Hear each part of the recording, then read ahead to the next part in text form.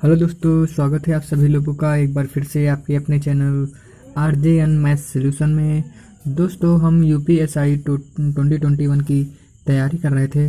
दोस्तों, हम शिफ्ट 12/12/2017 के मैथ्स पेपर की बात कर रहे थे। दोस्तों पिछली वीडियो में 25 नंबर तक सवाल कर लिए थे। ठीक है, आज उसी के आगे स्टार्ट करेंगे। तो दोस्तों, हमारा उद्देश्य क्या था कि हम आप लोगों को एग्जाम से पहले 500 प्लस क्वेश्चन आप लोगों को हम करवा देंगे। ठीक है, एग्जाम से पहले जितने भी प्रीवियस ईयर से क्वेश्चन पूछे गए थे वो आपको मिल जाएंगे। ठीक है, तो दोस्तों बिना किसी देरी के आइए चलते हैं आज के पहले नंबर सवाल पर, मतलब आज का 26वां सवाल होगा। ठीक है, ये रहा दोस्तों आज का 26वां नंबर सवाल। इसमें क्या कह रहा है, देखिए, एक दुकानदार ने 300 रुपये में कुछ सामान खरीदा। ठीक है, अगर ऊपर व्यय उसके लागत मूल्य का 20% है। ठीक है, ठीक है, तो 30% लाभ कमाने के लिए किस कीमत पर बेचना चाहिए। देखिए, उसने यहाँ पर 300 का सामान तो खरीदा ही खरीदा। ठीक है, उसके बाद जो उसने खरीदा उसका 20% और उसका लग रहा है। मतलब 20% के एक्चुअल फ्रैक्शन क्या होती है, 1/5 हमें पता है। ठीक है, मतलब अगर 5 रुपए की लागत मूल्य है ना, तो उसका एक ऊपर व्यय है। एक ऊपर व्यय मतलब एक्चुअल में उसे सामान कितने की पड़ी, 6 की पड़ी। मतलब एक ऊपर व्यय मतलब 6 की पड़ी, एक जुड़ जाएगा। तो 5 की वैल्यू दोस्तों कितनी है, 300। 300 कितने कितने गुना गया, 5 × 6 = 60 गुना गया। तो इसका 60 गुना कर देंगे, मतलब उसे जो एक्चुअल सामान पड़ी है ना, मतलब 360 रुपए की। मतलब ऊपर ही व्यय लागत मूल्य का 20%, मतलब वो जो गाड़ी से गया होगा, जो पेट्रोल वगैरह या फिर बस से गया हो तो उसका किराया उराया जोड़ के 360 रुपए का पड़ा। ठीक है, तो 30% का अब उसे लाभ कमाना। 30% का लाभ मतलब 3/10 होता है। मतलब 10 के सामान उसे कितने में बेचनी चाहिए, 13 में। तो एक्चुअल में उसे पड़ा कितना है, 360। कितने गुना गया, 36 गुना। 13 को हम 36 गुना कर देंगे, उसी कीमत पर बेचना चाहिए। 13×3 = 39, 13×6 = 78, 864। ठीक, उम्मीद है दोस्तों ये रहा आपका आंसर बी। उम्मीद है दोस्तों आप लोगों को सवाल समझ में आया होगा। ठीक है, चलते हैं दोस्तों अपने अगले नंबर सवाल पे। ये रहा दोस्तों आप लोगों के सामने आज का अगला नंबर सवाल। इसमें क्या कह रहा है, ये बेसिकली सिंप्लीफिकेशन का सवाल है। ठीक है, इसको हम आपको इजी होगा, कोई दिक्कत नहीं होगी। देखिए, ये 48 कह रहा है का मतलब गुणा 16 2/3% की आपको दोस्तों फ्रैक्शन आना चाहिए। कितना, 1/6 होता है। कितना, 1/6 आना चाहिए आपको। का लगा मतलब गुणा। अब 0.25%। अब देखिए, 25% को क्या लिख सकते हैं, 1000% मतलब 1/10। और जो 2 अंक बाद जीरो लगा है उसका भी डबल जीरो लगा लेंगे, इतना लिख सकते हैं ना। उसके बाद देखिए, 2 जीरो से ये 2 जीरो कट गए। ठीक है, 25 चौका कितना होता है, 100। 4 से इसको काट देंगे कितना, 12। 12 आ जाएगा। 6 से इसको काट देंगे कितना, 2। 2 बचेगा दोस्तों, 2 ही उत्तर होगा। उम्मीद है दोस्तों सवाल समझ में आया होगा। दोस्तों कुछ नहीं करना था, सिंप्लीफिकेशन का आराम से सवाल था। ठीक है, इस पर ज़्यादा टाइम वेस्ट नहीं करेंगे, चलते अपने अगले नंबर सवाल पे। ये रहा दोस्तों आज का 28वां नंबर सवाल। इसमें देखिए, एक कार्यालय में काम करते हुए इन व्यक्ति वह काम 60 दिनों में पूरा करते हैं। अगर 12 अतिरिक्त व्यक्ति काम पर लिए गए तो वही काम पूरा होने में 12 दिन कम लगेंगे।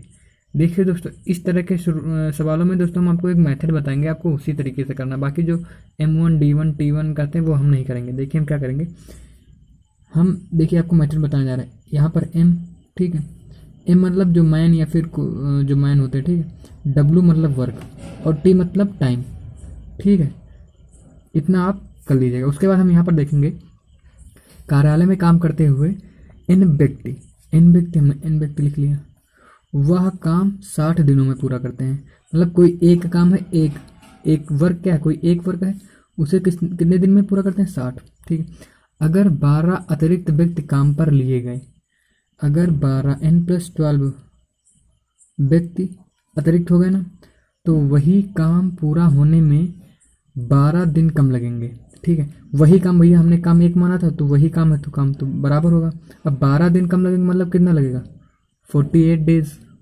ठीक है, कितना लगेगा, 48 डेज।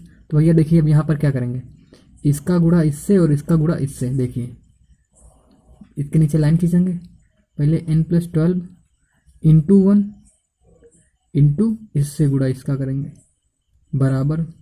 अब उसके बाद इसका गुणा N × 1 × 60 दोस्तों ये जो सवाल आपको लग रहा है ना, ये आपको लग रहा होगा ये थोड़ा टेक्निकल। दोस्तों ये सवाल आपको और भी मेथड से इजी लगेगा, लेकिन जब हम थोड़े अच्छे सवाल इसी मेथड से करेंगे ना, तो आपको लगेगा हाँ ये इस मेथड का आपको इम्पोर्टेंस नज़र आएगा तब। देख अभी हम एक ऐसा ही सवाल करेंगे, ठीक है, तो आपको देखना वहाँ पर भी इस मेथड का यूज़ करके आपको मज़ा आ जाएगा, ठीक है। यहाँ पर हम सॉल्व कर लेंगे पहले। देखिए 12 पंचे 60, 12 चौका 48, ठीक है, ठीक है। यहाँ पर कितना बचेगा 4n, ये कितना बचेगा 4n प्लस 48 बराबर कितना होगा 5n बचेगा ना। थोड़ा सा ऊपर कर लेते हैं, ठीक है। अब क्या बचेगा, यहाँ से n इधर आ जाएगा, 4n इधर आ जाएगा, कितना बचेगा n कितने बराबर हो जाएगा 48। तो कह रहा है शुरुआत में वहाँ कितने लोग थे, तो भैया शुरुआत में n लोग थे और n की वैल्यू कितनी आ गई 48। बस यही आपका आंसर है। उम्मीद है दोस्तों इस तरह का सवाल आपको समझ में आया होगा। चलते हैं दोस्तों अपने अगले सवाल पे। ये रहा दोस्तों आपके सामने आज का 29वां नंबर सवाल। इसमें दोस्तों कह रहा है मासा ज्ञात करने के लिए, ठीक है, क्या ज्ञात करने के लिए कह रहा है, मासा ज्ञात करने के लिए, मतलब महत्तम समापवर्तक। दोस्तों ये जो है पॉइंट वाला मासा, मतलब दशमलव का मासा है। दोस्तों इसमें दशमलव का मासा देखेंगे हम कैसे करते हैं। हम यहाँ पर देखेंगे कि जो सबसे बड़ी, मतलब जो कितने अंकों के बाद जो शून्य लगा है, यहाँ पर देखेंगे सबसे ज़्यादा कितने अंकों के बाद, सबसे ज़्यादा कितने अंकों के बाद शून्य लगा है, तो यहाँ पर 3 सबसे ज़्यादा अंक, मतलब 3 अंकों के बाद यहाँ पर शून्य लगा है, यहाँ पर 2 और यहाँ पर 1 ही अंक के बाद, ठीक है। तो पहले इसको बराबर कर लेंगे, सबको 3 अंक बना लेंगे। तो ये 3 अंक हो गया, और इसको हम 3 अंक बना लेंगे, तो ये भी 3 अंक हो गए, और ये 5 to 5 तो है ही था, ठीक है। अब आप चाहे तो पॉइंट हटा सकते हैं, कोई दिक्कत नहीं है, ठीक है। पॉइंट हटा के चाहे आप 1000 कर लीजिए, इसके नीचे आप 1000 कर लीजिए, इसके नीचे 1000 कर लीजिए, ठीक है। तो भैया होता क्या, ये बन गया सवाल, ठीक है। तो होता क्या है, जब अब ये भिन्न बन गया, तो भिन्न का मासा क्या होता है, ऊपर वाले का मासा, मतलब अंश का मासा। आपको पता होगा, आप अगर आपने सवाल महत्तम या एलसीएम पे लगाए हैं, अंश का मासा बटे हर का लासा, ठीक है। आपको ये पता होगा, ठीक है। नहीं पता तो आप लोग याद कर लीजिए, ठीक है। अब देखिए यहाँ पर हम अब अंश वाले का तो मासा अब हमें फाइंड करना है। दोस्तों हमने मासा ज्ञात करने के लिए आपको एक ट्रिक बताई थी कि जो संख्या सबसे, जो आप नज़दीक संख्या हो, ठीक है, इनके गैप सबसे कम हो, तो पहले हम उनको देख लेते हैं इनके बीच का गैप कितना है। दोस्तों यहाँ गैप कितना है 45 का गैप है इन दोनों संख्या के बीच में। अब दोस्तों यहाँ पर हम चेक करेंगे क्या 45 इन सभी संख्याओं से कटता है कि या नहीं। दोस्तों अगर 45 से कटती है तो संख्या 9 से भी कटनी चाहिए और 5 से भी कटनी चाहिए, ठीक है। अगर 9 से देखेंगे 9 से कटती है या नहीं, तो भैया 9 से तो ये संख्या नहीं कटती, ये संख्या कटती है नहीं कटती, इसका मतलब जो एलसीएम होगा वो 45 नहीं होगा। अब दोस्तों 45 नहीं होगा तो क्या 45 के मल्टीपल होंगे। दोस्तों हमने 45 के मल्टीपल कितने किए, एक तो 15 या तो 3 हो जाएगा, ठीक है, और एक 9 तो होगा नहीं, 9 हम नहीं ले सकते, ठीक है। 15 3 एक ही ऑप्शन बचा है, ठीक है 15। अब पहले तो हम 15 चेक करेंगे, तो भैया 15 से तो ये तो डिवाइड हो रहा है, ठीक है। अब 15 से ये देखेंगे कि 15 दूना कितना होता है 30, कितना बचा 15 3 45 और 3 बचा, 15 दूना 30, ये भी डिवाइड हो रहा है। अब ये देखेंगे 15 3 45, ठीक है, कितना बचा 5 2 7 15 5 75, मतलब 15 से डिवाइड हो रहा है, तो मतलब इनका जो मासा हो जाएगा कितना हो जाएगा 15, और नीचे का जो लासा है भैया 1000 था ही बस। अब इसको कटेगा 3 से कटेगा, वो सॉरी 5 से कटेगा, ठीक है, कितना आ जाएगा 3/20 200, ठीक है 3/200। उम्मीद है दोस्तों सवाल समझ में आया होगा, ठीक है। हमने आपको मासा ज्ञात करने की ट्रिक भी बता दी इसमें कि जो हमने ऊपर संख्याएं लिखी हैं उनका मासा ज्ञात करेंगे, तो देखेंगे जो दो आपस में सबसे कम जिनका डिफरेंस है उनका हम संख्या ले लेंगे 45। अब दोस्तों 45 से हम चेक करने के लिए पहले वो संख्या 9 से भी कटनी चाहिए और 5 से भी कटनी चाहिए। तो क्या यार ये संख्या 9 से कट रही है, 9 से नहीं कट रहा है, इसका मतलब एलसीएम 45 नहीं होगा। अब अगर 45 नहीं होगा ना तो उसके मल्टीपल्स होंगे, उसके मल्टीपल्स होंगे। अब भैया हम 9 और 5 ले नहीं सकते इसके मल्टीपल, क्योंकि 9 से डिवाइड होगा नहीं, ठीक है। 5 से तो हम ले सकते हैं, 5 तो डिवाइड होगा, लेकिन जब 15 से डिवाइड हो रहा है, 15 से डिवाइड हो रहा है तो 5 को लेंगे, तो 15 से हम ले लेंगे, ठीक है, 15 से डिवाइड हो रहा है। मुझे समझ में आया होगा, ठीक है। चलते हैं अपने अगले नंबर सवाल पे। ये रहा दोस्तों आज का अगला नंबर सवाल। इसमें क्या कह रहा है, पवन महेश को 2400 रुपये 3 साल के लिए और जॉन को 3600 रुपए 5 साल के लिए ब्याज की समान दर पर कर्ज देता है। मतलब दोनों को जो ब्याज है समान, मतलब रेट है, रेट ऑफ इंटरेस्ट समान है, ठीक है। पवन को ब्याज के रूप में कुल रकम 1200 मिली, ठीक है। जो पवन है कुल रकम, मतलब इनसे ब्याज और इनका ब्याज मिला के कितनी मिली, 1200 रुपये, ठीक है। तो हमको बताना है कि ब्याज कितना मिला एक्चुअल में, ब्याज की दर हमें रेट बताना है। दोस्तों यहाँ पर देखिए क्या है, हमें ये तो फार्मूला पता है ना, P into are percent into T, ठीक है। P into are percent into T, PRT percent होता है ना। दोस्तों यहाँ पर क्या कह रहा है, रेट समान है। अगर दोस्तों रेट समान है ना तो हम रेट को एक मान सकते हैं, एक मानेंगे तो क्या हो जाएगा, आर P इंटू टी हो जाएगा, ठीक है। इसका मतलब यहाँ पर हम ये कह सकते हैं कि जो P और T का मल्टीप्लिकेशन है ना वो इन्वेस्टमेंट के बराबर होगा, ठीक है। यहाँ से हम ये निष्कर्ष, इसको हम रेशियो मेथड से ही करेंगे। हम यहाँ पर कह सकते हैं जो P और T का मल्टीप्लिकेशन है वो किसके बराबर होगा, इन्वेस्टमेंट के बराबर होगा, ठीक है। ये बात आपको यहाँ पर समझनी होगी, ठीक है। तो देखिए यहाँ पर P क्या है भैया, मूलधन कितना है किसका, महेश का, महेश का मूलधन हो गया, इंटू टी, ठीक है। ये तो भैया इसका इन्वेस्टमेंट हो गया, मतलब इसने पवन को इतना ब्याज दिया होगा। अगर हम बात करें जो है जॉन की, जॉन ने भैया, जॉन का P कितना है, मतलब मूलधन कितना, इतना, कितने साल के लिए, ये इसका इन्वेस्टमेंट हो गया। अब दोनों का मिला के कितना दिया गया है, 1200, लेकिन एक्चुअल में हम देखेंगे एक्चुअल में यहाँ से कितना है, 2 जीरो से 2 जीरो काट दिए, 12 दूना 24, 12 तेईस 36, 3 से 3 काट दिए, मतलब 2:5। एक्चुअल में मिला के इसे कितना मिला, 7, दोनों से एक्चुअल में कितना मिला, 7, ठीक है। लेकिन है एक्चुअल में कितना, 1200, ठीक है। एक की वैल्यू 1200/7, ठीक है। एक की वैल्यू 1200/7। दोस्तों हम चाहे अब इसका निकाल लें चाहे इसका निकाल लें, रेट तो समान आएगी ना, क्योंकि दोस्तों दोनों के लिए रेट समान है, ठीक है। तो हम आपको 2 का निकाल के दिखाई दे रहे हैं, ठीक है। अगर 2 की बात, एक की वैल्यू तो इतनी हो गई, अगर 2 की बात करें तो इतनी हो गई, इंटू 2 से मल्टीप्लाई कर देंगे।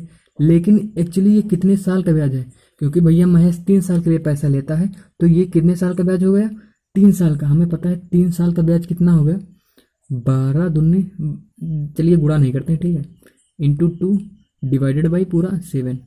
लेकिन भैया क्या जो रेट निकलता है वो 3, अब यहाँ पर चलिए ठीक, हम आपको वो मेथड नहीं बताएंगे, नहीं आप कंफ्यूज हो जाएंगे, ठीक है। यहाँ पर 3 साल के लिए ब्याज इतना है, ठीक है, 3 साल का हमें ब्याज पता चल गया। और अब हमें क्या ज्ञात करना, रेट और मूलधन तो हमें पता है, ठीक है। अब यही फार्मूला लगा देंगे।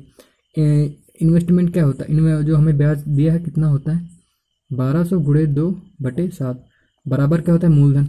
मूलधन दोस्तों हमें 2400 गुणे आर जो हमें ज्ञात करना, R/100 इंटू टी की वैल्यू कितनी, 3 साल के लिए, ठीक है। इतना आपको समझ में आया होगा। देखिए 100 से 100 मतलब 2 जीरो से 2 जीरो कट गए। अब हम 12 दूनी 24 कट गए, यहाँ पर अभी 100 बचा है, ठीक है, यहाँ पर अभी 100 बचा है, तो कितना हो जाएगा, आर बराबर कितना हो जाएगा, यहाँ पर 100 बचा है और ये कितना आ जाएगा इधर 21, मतलब आर की जो वैल्यू हो गई, आर 100/21 आ गया, ठीक है। थोड़ा सा ऊपर कर लेते हैं, 100/21 आ गया। अभी दोस्तों इसको मल्टीप्लाई करेंगे तो 21 चौका 84, मतलब 4 पॉइंट समथिंग आएगा, 4 पॉइंट समथिंग आएगा। तो दोस्तों 2 ऑप्शन तो पहले चले गए, तो हमारे पास कितने ऑप्शन बचे, 2 ऑप्शन बचे, ठीक है, हमारे पास 2 ऑप्शन बचे। अब यहाँ पर अब बचा कितना, 21 चौका 84, कितना बचा, 16, एक जीरो लगा लेंगे, 160 करीब हो जाएगा। अगर 160 करीब होगा तो इस कितनी बार जाएगा, 7 बार, क्योंकि 21 सत्ते 147 होता है, 7 बार जाएगा भैया, 7 बार तो ये ऑप्शन नहीं, 7 बार केवल यही ऑप्शन है।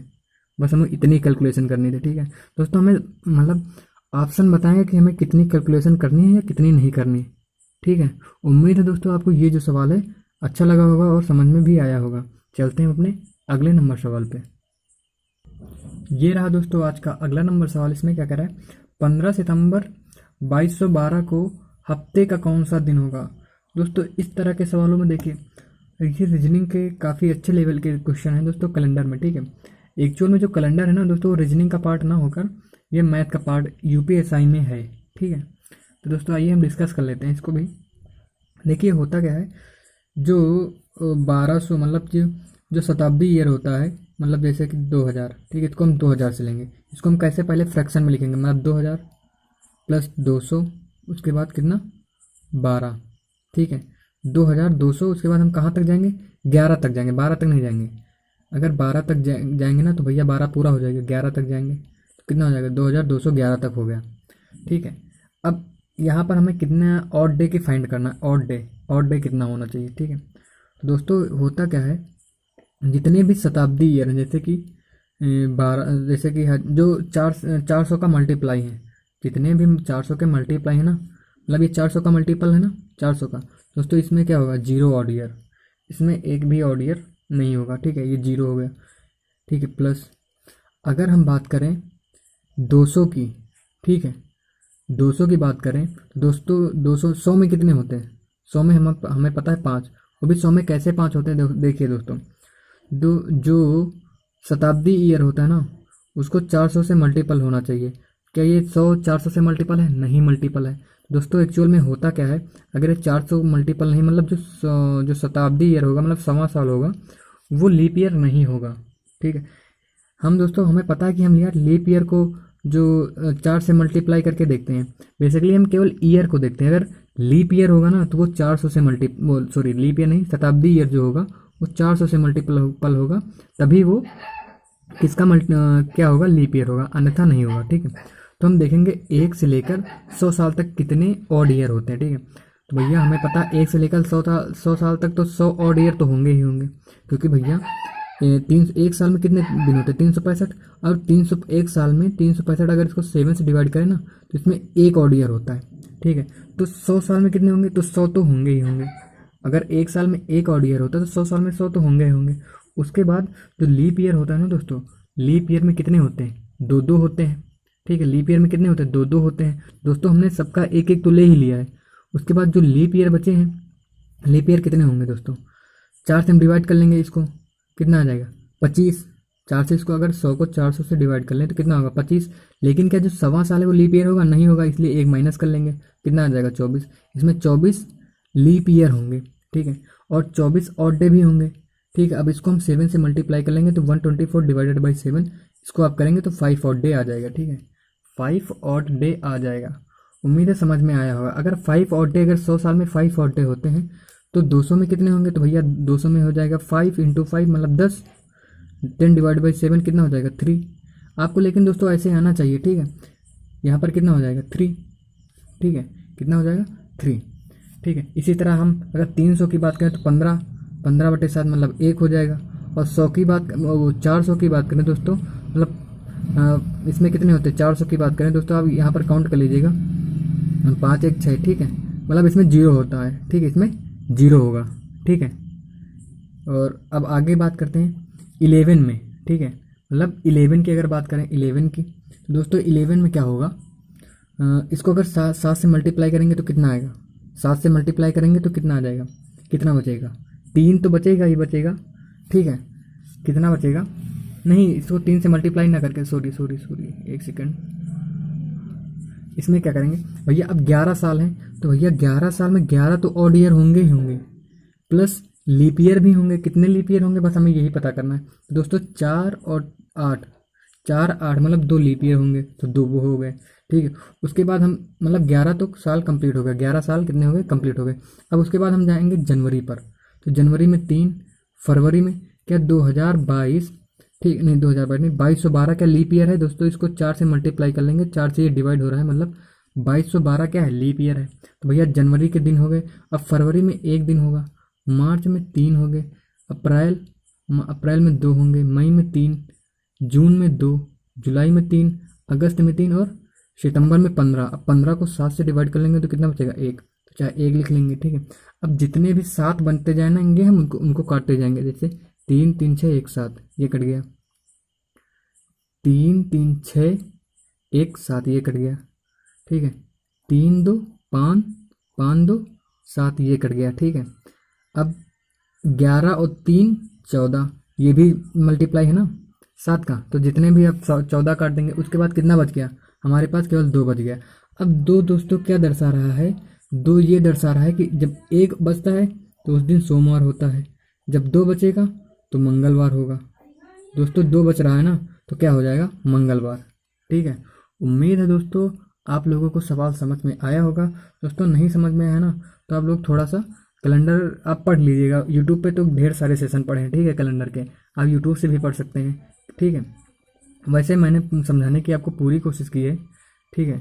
अगर नहीं समझ में आया है तो आप वीडियो को रिवाइंड कर लीजिएगा या फिर यूट्यूब का आप सहारा ले सकते हैं, ठीक है, क्योंकि आप जो है यूट्यूब पे बहुत सारे लेक्चर आपको फ्री में मिल जाएंगे। चलते हैं दोस्तों अपने अगले नंबर सवाल पे। यह रहा दोस्तों आप लोगों के सामने अगला नंबर सवाल। देखिए ये सवाल क्या कह रहा है, थोड़ा लंबा सवाल है। एक अनुबंध को 92 दिनों में पूरा किया जाना, ठीक है। बराबर कार्य क्षमता वाले 260 व्यक्तियों को काम पर लगाया गया, जिसमें प्रत्येक प्रतिदिन 16 घंटे काम करते हैं, ठीक है। 66 दिनों बाद, मतलब 66 दिन के बाद यह पाया गया कि जो काम है से 4/7 भाग ही हो पाया। मतलब जो 266 व्यक्ति हैं ना, वो अगर 16 घंटे और 66 दिन तक काम करे तो केवल कार्य इतना ही पूरा हुआ, ठीक है। पहले से काम कर रहे व्यक्तियों की समान कार्य क्षमता वाले कितने और व्यक्तियों को बुलाया जाए ताकि काम जो है हमें 92 दिनों में तैयार हो जाए। हमें 260 जो हमें यहाँ पर 66 दिन तक काम किया है, ठीक है। अब अतिरिक्त दिनों में हमें पूरा करना है तो दोस्तों हम कितने व्यक्ति और ऐड करेंगे वो बात कर रहा है, ठीक है। तो दोस्तों देखिए सवाल तो काफ़ी बड़ा है, लेकिन हम इससे पहले जो ये कॉन्सेप्ट आपको बताया है MWT का, वही मेथड यूज करेंगे, ठीक है। आप सवाल को थोड़ा हम ऊपर करेंगे, ठीक है, थोड़ा सा ऊपर बस, ठीक है। यहाँ पर हम क्या लिखेंगे, पहले तो M, उसके बाद W और T, इसी मेथड से करेंगे, आपको बहुत ईजी लगेगा। कितने व्यक्ति थे, 260 व्यक्ति थे, ठीक है। और इन्होंने कितने दिन तक काम किया दोस्तों, केवल 66 दिन तक, ठीक है। ये टाइम है और ये टाइम ये भी है 66, 16 दिन तक काम किया, ठीक है। 260 व्यक्ति जो हैं 66 और 16 घंटे, मतलब 66 दिन और 16 घंटे काम करते हैं। तो दोस्तों हुआ क्या है कि जो काम है वो केवल इतना ही कंप्लीट हो पाया है, 4/7 भाग ही कंप्लीट हो पाया है। ये वर्क जो है इतना ही कंप्लीट हो पाया है। तो वर्क के नीचे वर्क, टाइम के नीचे टाइम लिख देंगे और मैन के नीचे मैन की संख्या लिख देंगे, ठीक है। उसके बाद कह रहा है कितने अतिरिक्त व्यक्ति इसमें जोड़ा जाए। दोस्तों हम अतिरिक्त ना करके यहाँ पर हम x ही मान लेंगे, ठीक है। यहाँ पर x मान लेंगे, ठीक है। इसमें 260 भी हो जाएंगे और अतिरिक्त वाले भी हो जाएंगे। दोस्तों अब काम बचा कितना, 4/7 हो ही गया था, बचा कितना, नीचे लिख लेंगे, आपको नीचे थोड़ा सा ऊपर करेंगे, ठीक है, आपको दिख नहीं रहा होगा। यहाँ पर x, ठीक है, और यहाँ पर 4/7 काम तो हो ही गया था, ठीक है। हमें करना कितना था, 3/7। कितना करना है, 4/7 हो गया, बचा कितना, 3/7, ठीक है। अब दोस्तों कितने दिनों में पूरा करना है, टोटल 92 दिनों में हमें पूरा करना था, ठीक है। लेकिन हमने 66 दिन तक किया, बचा कितना, 26 दिन बचे। और कह रहा है अब प्रत्येक व्यक्ति 18 घंटे काम कर रहे हैं। बस इतना सा सवाल था, बस हम इसको क्रॉस मल्टीप्लाई कर देंगे, इसका मल्टीप्लाई से इसका मल्टीप्लाई से। देखिए आपको multiply x into 4/7 into 26 into 18 is equal to इसका मल्टीप्लाई से इसका मल्टीप्लाई से इसका मल्टीप्लाई इससे इंटू 3/7 इंटू 36 16, ठीक है। इतना मल्टीप्लाई करके हम x की वैल्यू फाइंड कर लेंगे। देखिए 7 से 7 तो कट जाएगा, ठीक है। अब देखिए कैसे कटेंगे, 4 से ये 4 बार चला जाएगा, ठीक है। अब ये 3 से 6 बार जाएगा और 6 से ये 11 बार, ठीक है। उम्मीद है समझ में आया होगा। और आगे अब क्या करेंगे, ये 26 है, ये पूरा 10 बार चला जाएगा, ठीक है। अब कितना बचा, 11 चौका 44, 440। एक्स की वैल्यू दोस्तों कितना आ जाएगी, 440, ठीक है। एक्स की वैल्यू कितना आ जाएगी, 44 400, ठीक है। 44 मतलब 440, ठीक है। और अब एक्स की वैल्यू तो आ गई, लेकिन अब यहाँ पर एक्चुअल में व्यक्ति कितने थे, यहाँ पर 260 प्लस और भी थे, 260 और जो अतिरिक्त बचे थे। अगर इसको हम 260 से माइनस कर देंगे तो कितने बचेगा, 40 40 80 और एक 180, मतलब 180 व्यक्ति हमें अतिरिक्त तैयार करने होंगे, ठीक है। यहाँ पर टोटल व्यक्ति कितने आ गए, 440, और इसमें 260 भी तो हैं, इसमें 260 को हम निकाल देंगे, बचे कितने, 180, मतलब हमने 180 व्यक्ति को काम पर लगाया था। दोस्तों ये रहा आंसर। उम्मीद है दोस्तों आपको सवाल समझ में आया होगा। चलते हैं अपने अगले सवाल पर। ये रहा दोस्तों आज का अगला नंबर सवाल। इसमें क्या कह रहा है, थियागो को 5 विषयों में औसतन 50%, मतलब टोटल मिला के उसे कितने मिलते हैं, 50% मार्क्स। उसके बाद अंक दे दिए गए हैं। अंक कितना है दोस्तों, रेशियो में दे दिए गए हैं दोस्तों, ठीक है, कितना, ठीक है, इतना। अब इसको तो दोस्तों हम सॉल्व भी दो से कट रहा है तो दो से काट भी सकते हैं, लेकिन एक्चुअल में अब काटेंगे नहीं, इसको हम टोटल गुणा कर लेंगे। देखिए कितना होता है 16, ये कितना हो जाएगा 16 पंजे 80, ठीक है, कितना हो जाएगा 80, इनका टोटल का योग कितना हो जाएगा 80। अब दोस्तों हमने डायरेक्ट 80 कैसे कर दिया, क्योंकि दोस्तों इसमें गैप क्या है, सब में गैप क्या है, सेम 2-2 का गैप है ना सब में। दोस्तों जो बीच वाली संख्या होती है, बीच वाली संख्या को लेकर और जितने संख्या हैं मतलब एवरेज, बेसिकली एवरेज निकाल के 5 से गुणा कर देंगे, 16 हो जाएगा, 16 पंजे 80, टोटल जो गुणा हो जाएगा इसका कितना हो जाएगा 80, मतलब जो योग हो जाएगा, मतलब उसने टोटल 80 मार्क्स प्राप्त किए हैं, ठीक है, औसत से, मतलब जो ये दिया गया उसमें 80 मार्क्स प्राप्त किए। लेकिन औसतन पांचों विषयों में औसतन टोटल मिला के उसे कितने 50%, मतलब जो 80 नंबर की वैल्यू है ना वो 50% के बराबर है। अगर 100% की देखें तो किसके बराबर हो जाएगी, 160 नंबर की, मतलब जो टोटल नंबर ऑफ पूर्णांक है वो 160 का होगा। अब क्या कह रहा है, प्रत्येक विषय में समान अधिकतम अंक है। अब प्रत्येक विषय में अगर समान समान है तो भैया 160 में जो अधिकतम अंक होंगे हम इसको 5 से डिवाइड कर लेंगे तो कितना आ जाएगा 32, मतलब सब में जो अधिकतम अंक है, मतलब जो सबका पूर्णांक रहा होगा, इसमें 32, इसमें 32, इसमें 32, इसमें 32, सब में 32 करा होगा। मतलब इन्होंने 20 में से 32 मार्क्स पाए, ये भी 32 में से 18 पाए हैं, 32 में से 16, 32 में से 14 और 32 में से 12 मार्क्स। इसका मतलब ये हुआ क्योंकि सब में समान अधिकतम अंक है, ठीक है। और क्या कह रहा है, अगर उत्तीर्ण अंक अधिकतम अंक का 60% है, मतलब जो अधिकतम अंक का 60% कितना होता है 3/5, इसको मल्टीप्लाई कर लेंगे कितना, ठीक है। अब इसको मल्टीप्लाई कर लेंगे 3 से, 4 3 12 19.2, ठीक है, 19.2 आ जाएगा। अब दोस्तों क्या कह रहा है, परीक्षा में वह कितने विषयों में अनुत्तीर्ण रहा। अनुत्तीर्ण का मतलब क्या है भैया, पासिंग मार्क्स कितने थे 19.2, लेकिन वो भैया कितने विषयों में फेल हुआ, एक विषय में 12 मार्क्स पाए, तो भैया 19 तो पाए नहीं, फेल हो गया, इसमें भी फेल हो गया, इसमें भी फेल हो गया, 18 इसमें एक नंबर से फेल हो गया, लेकिन इसमें पास हो गया। मतलब वह केवल एक सब्जेक्ट में पास हुआ है, बाकी जो 4 सब्जेक्ट हैं उसमें क्या हो गया, वो फेल हो गया, ठीक है। दोस्तों उम्मीद है ये सवाल आपको समझ में आया होगा। चलते हैं दोस्तों अपने अगले नंबर सवाल पे। ये रहा दोस्तों आज का अगला नंबर सवाल। इसमें क्या कह रहा है, 72 किलोमीटर की रफ्तार से चल रही जो एक ट्रेन है, ठीक है, एक ट्रेन 72 किलोमीटर की रफ्तार से चल रही है। अगर दोस्तों इसको मीटर पर सेकंड में बदले तो कितना आ जाएगा, 18 चौक 72 और 5 चौको 20। उम्मीद है आपको ये पता होगा, ठीक है।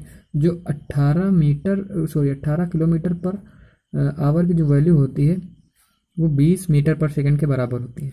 तो 18 चौका 72, तो ये 4 गुना गया तो इसको भी हम 4 गुना कर देंगे, 20 मीटर पर सेकंड हो जाएगा, ठीक है। जो ट्रेन की रफ्तार हो गई 20 मीटर पर सेकंड। अगर मोटरसाइकिल कह रहा है 54 किलोमीटर पर की सेकंड से, तो अगर 18 3 54 तो 5 3 15 मीटर पर सेकंड, ठीक है। अगर ये 54 है 3 गुना जाएगा तो इसको भी हम 3 गुना कर देंगे तो कितना हो जाएगा 5 3 15 मीटर पर सेकंड। अब क्या कह रहा है, मोटरसाइकिल से 1 मिनट में आगे निकल जाती है। दोस्तों यहाँ पर रिलेटिव स्पीड का फार्मूला लगेगा। देखिए दोनों जो है एक ही दिशा में चल रही होंगी तभी आगे पीछे का केस होगा, ठीक है, तभी आगे पीछे का केस होगा। अब अगर बात करें 1 सेकंड में ये कितना, इसका मतलब है ये जो है ट्रेन 1 सेकंड में 20 मीटर चलती है, और जो मोटरसाइकिल है 1 सेकंड में कितना चलती है 15 मीटर। ओवरऑल जो है जो ट्रेन है, ट्रेन 1 सेकंड में भैया कितना मीटर बाइक से ज़्यादा चलेगी, 5 मीटर ज़्यादा चलेगी, ठीक है। अगर 1 सेकंड में 5 मीटर ज़्यादा चलेगी तो दोस्तों कह रहा है कि वो कितने 5 मिनट ज़्यादा चलेगी, तो भैया वो 1 मिनट में क्या कह रहा है आगे निकल जाती है। मतलब 1 मिनट में दोस्तों वो, जैसे मान लीजिए ये बाइक है, ठीक है, अब 1 मिनट में दोस्तों वो आगे निकल जाएगी, मतलब 1 मिनट में वो अपनी ही लंबाई दोस्तों चलेगी। क्योंकि दोस्तों बाइक जो है ना, बाइक की जो लेंथ होती है वो ट्रेन के सामने या नगण्य होती है। नगण्य मतलब 0 मान लेते हैं, भैया ट्रेन कितनी लंबी होती है यार, ठीक है, और बाइक की उसके सामने क्या होगा, ठीक है। मतलब हम ट्रेन की स्पीड, मतलब ट्रेन की जो लेंथ है वो 0 मान के यहाँ पर चल रहे हैं, ठीक है। जैसे कि कोई पोल को पार कर रही है या फिर किसी मैन को पार कर रही है, ठीक है, उसी तरह ये सवाल है, ठीक है। यहाँ पर हम जो मोटरसाइकिल की रफ्तार है वो नगण्य मान के चल रहे हैं, ठीक है, 0 मान के चल रहे हैं, मतलब वो 1 मिनट में पूरी अपनी लेंथ पार कर जाती है। मतलब लेंथ ही तो पार कर जाती है, ठीक है। और क्या कह रहा है, 1 सेकंड में भैया 5 मीटर भी चल लेती है, तो भैया 1 मिनट में, 1 मिनट मतलब 60 सेकंड में, 60 सेकंड में भैया वो 300 मीटर चलेगी। 300 मीटर चलने का मतलब क्या है, वो 300 मीटर में वो मोटरसाइकिल को पूरी तरह पार कर लेगी। अब भैया मान लीजिए मोटरसाइकिल ये है, और 300 मीटर में ये मतलब 300 मीटर जब चलेगी तो वो पूरा पूरा क्रॉस कर लेगी, मतलब वो अपनी ही लंबाई चलेगी, ठीक है। मतलब इसकी लंबाई कितनी हो जाएगी, 300। उम्मीद है दोस्तों सवाल समझ में आया होगा। चलते हैं अपने अगले नंबर सवाल पे। ये रहा दोस्तों आज का अगला नंबर सवाल। दोस्तों ये आज का आखिरी सवाल होगा। ये दोस्तों बेसिकली प्रोबेबिलिटी की बात कर रहा है, मतलब कितनी संभावना है कि वे अलग अलग रंग के हों। देखिए क्या है, एक थैले में 7 लाल और 3 नीली गेंद, ठीक है। बिना प्रतिस्थापन के थैली में से एक के बाद एक 2 गेंद निकाली गई। मतलब भैया हमारे पास थैलियां हैं, एक थैली में एक ही थैली है, ठीक है। थैली कितनी है, एक थैली है, ये ध्यान रखना, केवल एक थैली है। इसमें 7 जो है लाल रंग की गेंदें हैं और 3 जो है नीली रंग की गेंदें हैं। बिना प्रतिस्थापन के थैली में से एक के बाद एक 2 गेंदें निकाली गई, तो कितनी संभावना है कि वे अलग अलग रंग की हो सकती हैं। मतलब ये प्रोबेबिलिटी है दोस्तों। आपने उम्मीद है आपने परमुटेशन और कॉम्बिनेशन पढ़ा होगा दोस्तों। यूपीएससी में लमसम 2 या 3 सवाल पूछता है, ठीक है, इससे, ठीक है दोस्तों। तो आपको फार्मूले याद होने चाहिए। अगर आपको याद नहीं है तब भी काम चल सकता है, देखिए, क्योंकि हम बताएंगे उसमें क्या करेंगे। देखिए आपको बेसिकली एनपीआर का फार्मूला याद होना चाहिए। एनपीआर होता है क्या, basically n factorial upon n minus r factorial, ठीक है। और एनसीआर का जो फार्मूला होता है, एनसीआर का, वो n factorial upon r factorial into n minus r factorial, ठीक है। ये होता है एनपीआर और एनसीआर का फार्मूला, ठीक है। इसमें दोस्तों अगर आपको कुछ चीज़ें और भी पता हो तो भी ज़्यादा अच्छा रहेगा। बेसिकली चलिए हम एक दो सवाल की बात करते हैं, बस आपको इतना ही 2 फार्मूले याद कर लीजिएगा, ठीक है। और आप फैक्टोरियल की वैल्यू समझते ही होंगे, ठीक है। नहीं समझते तो हम सवाल पे बात करेंगे, ठीक है। और थोड़ा सा हम बात ये भी करेंगे तो जो एक्चुअली परमुटेशन और कॉम्बिनेशन होता क्या है दोस्तों। परमुटेशन मतलब होता है कि किसी चीज़ को अरेंज करना, मतलब हम अरेंज करते हैं तो वहाँ पर हम परमुटेशन की बात करते हैं, ठीक है। जब हम अरेंज करते हैं, ठीक है, तो वहाँ पर हम परमुटेशन की बात करते हैं। मतलब किसी चीज़ को अरेंज करना, मतलब सजाना, मतलब किसी चीज़ को अरेंज करना या सजाना, ठीक है। लेकिन अगर हम चुनने की बात करते हैं, सिलेक्शन की बात करते हैं, मतलब चुनने की बात करते हैं ना, तो वहाँ पर कॉम्बिनेशन होता है। यहाँ पर हम क्या कर रहे हैं, चुन रहे हैं ना, मतलब हमें 7 और 3 मतलब टोटल 10 नीली गेंदें हैं, ठीक। उनमें से हम 2 ही चुनना है ना, तो यहाँ पर क्या हो जाएगा, कॉम्बिनेशन। 2 नीली गेंदें चुनना मतलब कॉम्बिनेशन, ठीक है। उम्मीद है यहाँ तक तो आपको समझ में आया होगा। आप कैसे करेंगे इसको, देखिए। अब जो टोटल पॉसिबिलिटी बनेंगी ना, अगर हम लाल और नीली हटा दें तो टोटल हमारे पास कितनी गेंदें हैं, हमारे पास 10 गेंदें हैं, और 10 में से हमें कितने चुनना है, 2। तो 10C2 चुनना है ना, तो 10C2 ये तो टोटल पॉसिबिलिटी हो गई। लेकिन अगर हम बात करें कि अगर हमने पहले हमने लगातार 2 तो उठाए नहीं, पहले हमने 1 उठाया, फिर हमने फिर 1 बाद में उठाया, तो हो सकता है जो पॉसिबिलिटी बने, ये तो टोटल पॉसिबिलिटी हो गई। लेकिन अगर जो शर्त एक्चुअल में शर्त दी गई है, वो हो सकती है कि एक बार हम 7 में से एक गेंद चुन लें, हो सकता है एक बार 7 में से मतलब लाल में से एक निकल आए, या फिर हो सकता है 3 में से एक बार एक निकल आए, मतलब एक्चुअल में 2 गेंदें यहाँ पर हो गई। मतलब ये तो टोटल पॉसिबिलिटी है ना। अब टोटल पॉसिबिलिटी में से इसको हम डिवाइड कर देंगे, मतलब टोटल में से इसको हम डिवाइड कर देंगे, ठीक है दोस्तों। अब इसको हमें सॉल्व करना है। अगर ये सॉल्व हो जाए, बस यही आपका उत्तर आ जाएगा। यही क्या हो जाएगी, इसकी संभावना, इतनी संभावनाएं बनेंगी, ठीक है। एक्चुअल में होता क्या है, अगर 7C2 लिखा हो ना, 7C1, देखिए होता क्या है, यहाँ पर 1 लिखा है ना, तो इसको हम 7 लिख लेंगे, ठीक है। उसके बाद यहाँ पर 1 है तो इसको भी हम एक ही बार गुणा करेंगे, केवल 3, ठीक है। अब देखिए यहाँ पर क्या है, 2 लिखा है ना, तो इसको हम 10 और 9 लिख लेंगे, ठीक है, ठीक है। 10 और 9, और डिवाइड बाई किससे करेंगे, 2 इंटू 1 से, क्योंकि यहाँ पर 2 था तो इसको हम 2 बार गुणा कर लिया। अब यहाँ पर 1 था दोस्तों, होता क्या है, जो मान लीजिए यहाँ पर 10C3 रहता तो इसको हम क्या लिखते हैं, 10 9 8, 3 बार हो गया। अब इसको लिखते हैं 3 2 1, ठीक है। ये तो ट्रिक हो गई, आपको फार्मूला यहाँ पर नहीं लगाना होगा, ठीक है। ये तो ट्रिक हो गई। मान लीजिए आपको दे देता, थोड़ा सा और ऊपर कर लेते हैं, मान लीजिए आपको दे देता कि 5C3, तो यहाँ पर हम 5 को कितने बार करते हैं, 3 बार, ठीक है। फिर इसको 3, 2 और 1, ठीक है। अब इसी तरह आपको देता मान लीजिए 6C2 दे देता तो 6, उसके बाद कर लेते 5, 2 बार करते जैसा कि हमने यहाँ पर किया है, ठीक है। जैसे ये 7C1 था तो इसको 7 बार ही उड़ा और डिवाइड बाई 1 तो कितना आ जाएगा 7। उसको 1 करते तो 3 डिवाइडेड बाई 1 मतलब 3 ही आ जाता। उसके बाद हम करते 10C2 मतलब 10, 2 बार है ना तो 9 डिवाइडेड बाई 2 और 1, 2 बार कर लिए दोस्तों। इसको काटेंगे तो कितना आ जाएगा 5, ठीक है। तो कितना आ जाएगा 7 गुणे 5 और 9 इंटू 5 इतना बच जाएगा।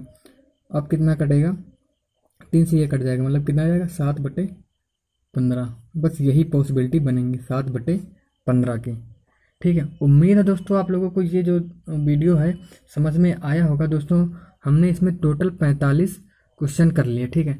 45 क्वेश्चन हमने कर लिए और जो शिफ्ट है ये भी आपकी ख़त्म हो गई, ठीक है। इसमें जो दोस्तों 2-3 सवाल बचे थे वो उसके थे मतलब डाटा इंटरप्रिटेशन से दोस्तों, इसमें आपको वो आप खुद से कर लीजिएगा, ठीक है। बाकी हमने जितने भी सवाल थे एक और समुच्चय का भी रह गया था, वो दोस्तों समुच्चय का भी हमने नहीं कराया है क्योंकि दोस्तों वो एक ही सवाल आएगा समुच्चय से, आता भी है और नहीं भी आता है, ठीक है। हर पेपर में मिलेगा नहीं आपको समुच्चय दोस्तों। समुच्चय एक नंबर का नहीं मतलब हाँ जो भी नंबर हो एक सवाल आता था इसमें, एक शिफ्ट में पूछा गया था तो उसको आप मतलब घबराइएगा नहीं, आप एक सवाल छोड़ सकते हैं, वैसे कोई ज़्यादा दिक्कत नहीं होगी, ठीक है। तो दोस्तों हमने जितने भी सवाल किए थे, ठीक है, वो 35 नंबर तक हमने आपको सभी सवाल करा दिए गए, ठीक है। इसमें तो दोस्तों हम आपसे चाहते हैं कि आप इस सेशन को ज़रूर से ज़रूर लाइक, सब्सक्राइब और शेयर ज़रूर करेंगे। दोस्तों मिलते हैं अपने अगले वीडियो में, तब तक के लिए नमस्कार, जय हिंद।